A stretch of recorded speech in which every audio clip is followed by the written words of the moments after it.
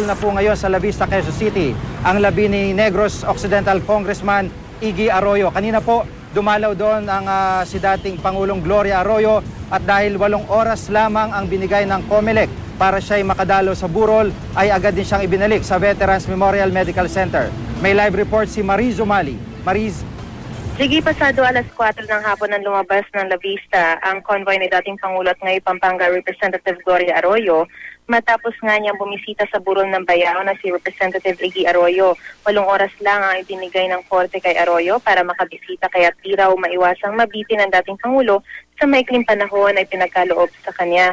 Ayon kay Attorney Ferdinand Topacio, naging malapit din daw ang dating Pangulo kay Iggy kaya lubos daw itong nalulungkot sa nangyari. Bagyang nawala raw ang lungkot ng magdatingan ng mga kaalyado at taga-suporta ni Arroyo mula sa Kongreso at mga dating gabinete. Nagkaroon pa nga raw ng pagkakataon silang makapag-informal caucus.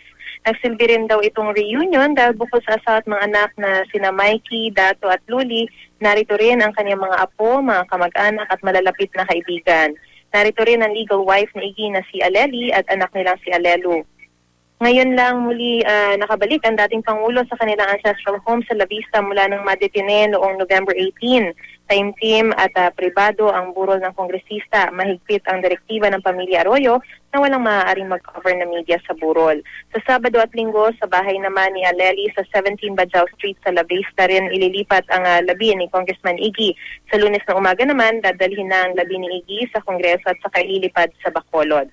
Umaasa naman ang kampo ni Congresswoman Gloria Arroyo na mapapayagan pa rin siyang makadalo sa necrological service na gaganapin sa Biyernes sa susunod na linggo bago ihimla ang yumaong kongresista. Sige.